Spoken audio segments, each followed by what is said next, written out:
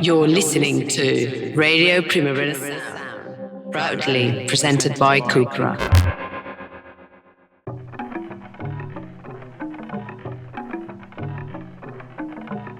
Welcome to Line Noise, welcome to Radio Primavera Sound, and it is such a pleasure to be here with Flying Lotus. How are you doing? Doing great, yeah. It's a little cold, but, doing all right, yeah. So this afternoon, I could have played football with my son, I could have baked a cake, I could have taken the dog for a walk. Instead, I watched 95 minutes of exquisite alien infection horror, which is Ash, your film. Yeah. Please explain yourself. Oh, man. Yeah, I feel like they pay me to do the weird stuff, They don't want to have me make a romantic comedy anytime soon, I don't think. Yeah. I gotta say, it's a really, really, really great film. Thank you, man. Thank you. And you act in it as well. Yeah. How did you resist the temptation to make yourself get infected, go zombie? Because that would have been... Oh, I wanted to so bad. As long as I die, it's all good. I gotta die somehow. But it was I actually really didn't want to be in the movie. I tried really hard not to. But I was filming in New Zealand, and there was there's no black actors out there, virtually none. There's a few, but it wasn't many. And I was like, I gotta put somebody black in this movie. So I was like, I'll do it. But it was really difficult, actually. And I don't think I want to do that. It's not my thing. But people have asked me to act and stuff. I'm in another movie coming out in January called Night Patrol, and it was again are you sure you want me to do this? All right, but it is a lot of fun when you see people react to what you're doing. Is it as dark, Night Patrol? I mean, oh yeah, it's dark. It's very dark. Yeah. Sorry if this is a stupid question. No, there's no stupid questions. Well, we'll see. How are making film and making music linked in your mind? That's not a stupid question. It's so different. The worlds are so different, but I think the thing that's the similarity is when you're communicating with other people in the creative process. So if you're a producer and you're working with other artists and you're trying to get a performance out of the artist, it's a similar thing as directing a movie. And you are more so just trying to bring the best work out of someone who's trying to make sense of where they are. And I feel like that's what I do as a producer. I wondered if it was slightly weird scoring your own film, because usually the person who scores it is not the person who makes the film. And I guess usually there's kind of compromise one way or another. Yeah. Was it weird scoring your own film? It was actually it was one of the most fun processes of the movie, to be honest, to make the music, just because it was the one area where it was not a collaboration. Right. And it was not something I had to run by a bunch of people. It was no, this is what the music needs to be. Y'all trust me to do this. And I got all the trust and everyone let me do my thing. And it was really, it was a lot of fun actually to do. But yeah, I could see how it could be weird for other people.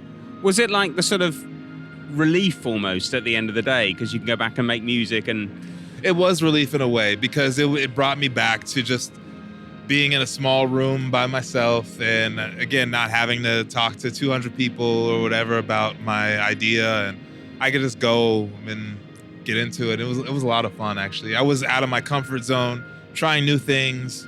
So yeah, it was a challenge too, and I always want to challenge myself. I thrive off of that.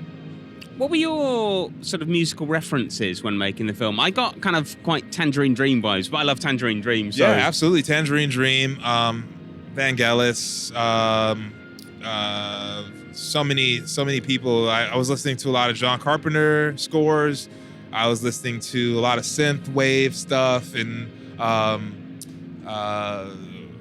weird techno I was listening to, and then I was also what's that cat? The cat who does who did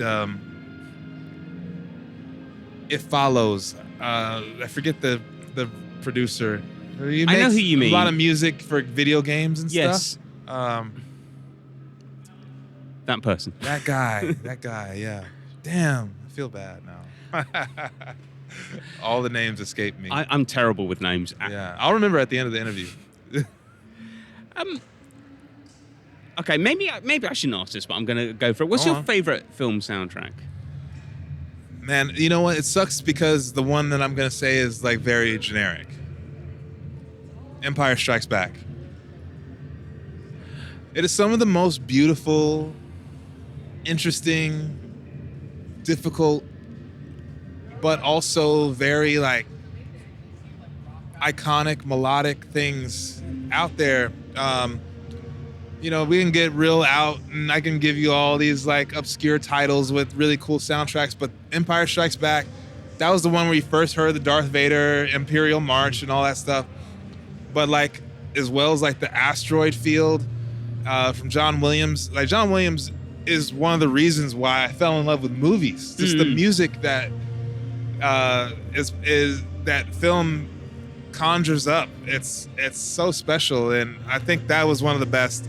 You know, there's like Blade Runner, and you know, there's so many great soundtracks that I was inspired by. But you know, I'll go to any concert where they're playing John Williams. I'll go. I go every year to hear John Williams. Every year. Oh, nice. At the Hollywood Bowl, someone will do John Williams music, and I will go every time. Disney Hall, I'll go every time. And is there a soundtrack where it's good, but you think I could maybe do something better here? You know, I don't know if I've ever thought that, but I'm pretty sure there's, you know, the majority of soundtracks that are forgettable. I think that. So there's, I think, maybe 90% of film scores are forgettable. You know, and that, maybe that's to the benefit of the film, because you just get lost in the movie. And it doesn't like pull you out of the experience. But I find a lot of the music to just kind of be, you know, samey. So it's nice when you see people do different things and people get to experiment. I really liked the music to the Smashing Machine that One Oh Tricks did. Yes. Sorry. Yes, that was really good. A lot of the harp stuff going on in that. I think I thought of One Oh Tricks because of the Curse. I really liked the Curse, and like, I really liked what was the other one that came out?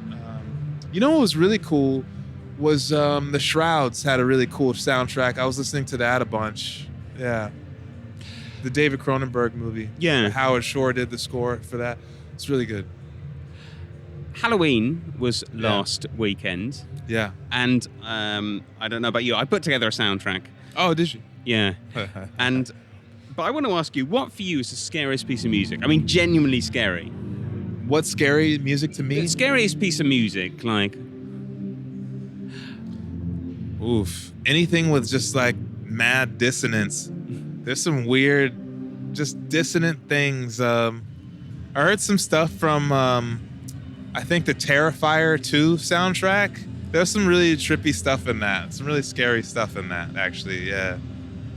I got to say, what worked for me was White Noise and Electrical Storm. That's a scary album. Oh, wow. Yeah, shit. Damn. Wow. So talking about scary things, the Spirit Box EP was inspired by Twin Peaks. Yeah, a little bit, yeah. It would scare the hell out of me, quite frankly. Yeah. How was it inspired? Like, what was the... Well, I made the song Garmin Bozia after rewatching the Twin Peaks whole thing. We watched the whole thing. My girlfriend at the time, me and her would just rinse the whole series, and I just got inspired, and I made that beat to Garmin Bozia, and I really thought it needed a vocal, but I didn't know what to sing about, and I just kind of did a scratch vocal. And then that scratch vocal, I started vibing with that, and then it became, you know, I was like, you know, this is actually pretty cool. It's a great vocal. It's really nice. Thanks. Yeah, you know, and I'm just like, I'm always going to be the biggest David Lynch supporter, always, so... The opening song on that EP is called, and I apologize for the pronunciation, Ajusi. Yeah, Ajusi. Ajusi, yeah. Which means middle-aged man in Korean. Yeah. Now, I've checked, I'm older than you. I'm definitely middle-aged. Okay. Do you feel like a middle-aged man, or are you... I feel like, I feel like an uncle. I'm the uncle now, like, sorry, buddy, but, No, not sorry at all. Yeah, no, I feel like, I've been around for a little bit. Yeah, I've seen a lot. I've seen a lot in this. I've seen a lot in this music thing, and, I think there's some people out there who look to me as like an elder figure now at this point. Like, people come to me for advice and how do I do this, and will you listen to this and all that stuff. So yeah, I'll take it. I'll take it with pride. As I say, I'm significantly older than you. So. Oh, well, you look great, man. Congratulations. You look better, but oh, come on, man. I don't know if this makes sense, the question, but I'm gonna go for it. What do you think is middle-aged music? This is something I've been thinking about a lot, because I think middle-aged music at this point is anything from the 90s and beyond. Right. But at the same time, it's like the 90s is cool with the young kids now. So it's like, is it middle-aged? Now, maybe the 80s is middle-aged music. Right. I don't know. But, I'm at that point now where, like, the older stuff is sounding sweeter. But I know that's also, a symptom of the reality we're in now, so, as well. But you just saw Amnesia Scanner, right? Sure, yeah. Okay, Flying Lotus, the music journalist, how was it? Well, I'm not sure I got the proper experience with the sound here, but That's a shame. Yeah, but it's okay. I enjoyed it nonetheless, yeah. Talking about the EP, there's Sure. a kind of housey edge to it as Absolutely, well. yeah. Are you a big fan of house music? Or? I'm a big fan of dancing. Yeah? I want to dance. I want to play some stuff, dance. I dance around, like, I have a good time. I like to play it up, and I like to play, I'd like to play pretty diverse. I play some stuff that's pretty out, but when I go out, I want to move. I want to dance. I don't want to just stand around and, so I want to play some stuff that's going to get people moving, and I appreciate the stuff, and yeah, I want to do my version of it. So what would be your perfect music for going out? Do you have like a sort of a DJ or like a kind of club or? No. My interests are all over the place, and my ear is like, I was just listening to Mick Gordon's music from the Doom. He did a lot of music for the Doom soundtrack. Right. It's the games.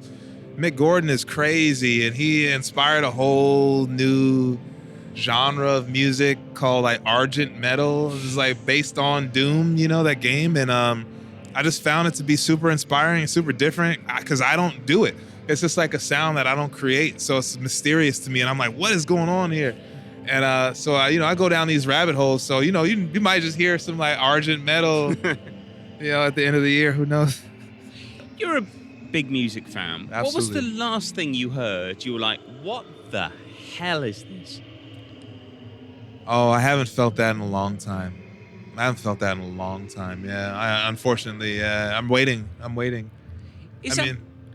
think it's again, it's a symptom of where we are now, where like everything is meant to be streamable, algorithmic, and whatnot. So it's difficult to find things that are a bit more on the avant-garde and interesting. Yeah. I think the last thing that kind of was like, what's going on here is the Mick Gordon stuff, but it's right. old. It's not like brand new or anything. So it's it's been a while. I read in an interview, I think it was quite recently, you said that you can't only do music now.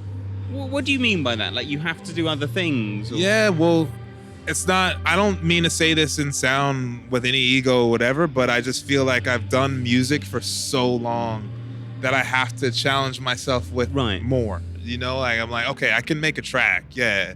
Well, what happens if I do it with an orchestra? And I did that. And what happens if I work with jazz musicians and try to make the most complex things that I can make? And I've done those things. And it's like, okay, well now the thing is like I have to make visuals and music together, and because that is the real challenge for me right now. And I just find it very rewarding to see, a visual dream come to life as well. So maybe this is a stupid thing to say. Oh man, come on, man! You got good questions. Don't knock yourself. Well, no, we'll see. We'll see what you reckon of this. Because I was going to say it's 6 years since your last studio album. Sure, I know yeah. you've done soundtracks. You've done many, many, many things. And I say this as a fan. Are we going to get another studio album sometime? Absolutely, yeah. And there's some music that I'm gonna play tonight that is for the next thing that's coming out. Yeah. Okay. So there's some stuff coming out kind of the top of the year, 26. Ah, great. There's some stuff coming out, and then it's not over. It's not over. Excellent. It's not over. Yeah. In fact, I have a lot to say right now. So like Good. Yeah. I mean, Bad for me, good for y'all. But what's it going to be like tonight? I mean, can you give us like a sort of? Well, tonight it's nice because this festival seems to lean more in avant-garde than more just like dancey stuff. So I get to stretch a bit more. So I'm gonna play some things that I probably wouldn't play under regular festival circumstances. I was saying before that I last saw you play in London 2008. Yeah, wow, yeah. It's been that long, huh? How different is it going to be? It'll be very different, sir. Okay, yes, okay. Yeah, it's very different. I hope. I mean, if I'm playing the same stuff from 2008, like, you should just leave. No, I'm not going to do that, but But yeah, man, I'm not going to do that. Do something else. Can I ask a question about your aunt? Absolutely, yeah. Because 2004, 2005 was the year of Alice Coltrane. And Wait, what year? Well, they said 2004, 2005, and I'm not quite sure if they meant like 24, 25. Oh, sorry. Yes. Yeah. Okay. All right. I was Last like, year, this dang. year. Yeah. Sure. Fabulous artist, incredible artist. Do you think she's finally getting her due? Like, I'm very happy to see that she's getting her due right now. In the past few years, a lot of new people, lots of young people listening to her music, and I always hoped for this moment. I've always hoped for this. I wish she could have been here to see it, but at the same time, it's like it wouldn't make a difference because it wouldn't matter to her. She was just like happy to just be doing and creating and stuff. So. But at the same time, it's unfortunate that it's taken this long because, she was as a powerful woman who's done all the things she did and the time that she did with the circumstances that were on her. It's like she accomplished some amazing things.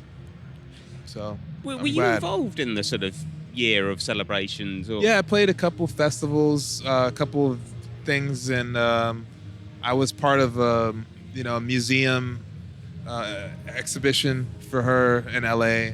So yeah, I've been part of it, and anytime the family asks me, I'm down, anytime.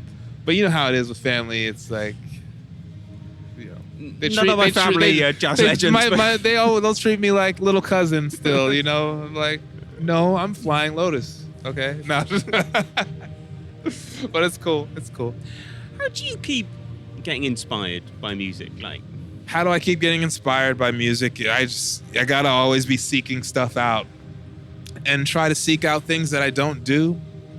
That for me personally, I don't sit around listening to people who sound similar to me. I just don't do it. It's like, what's the point? So like when people send me stuff, like, oh, check this. It's like, oh, it sounds like, I'm not gonna listen to that. I listen to stuff that is like out of my realm usually. And that's the stuff I enjoy because I know what I can do and I know I can make certain things. And the one side that is kind of negative is that like as far as like production, I have this thing, and maybe other producers have it too, but like when I hear a lot of music, I can see it on a DAW. Right. I can like, if I just stop and just do, I can like pick out chords, I can pick out like how the graphs look, all that stuff, just because I've been doing it for so long.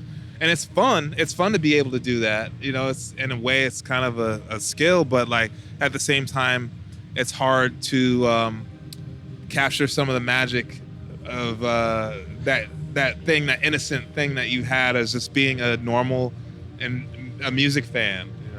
I sometimes wonder if that's almost like a curse because it is. I'll take it.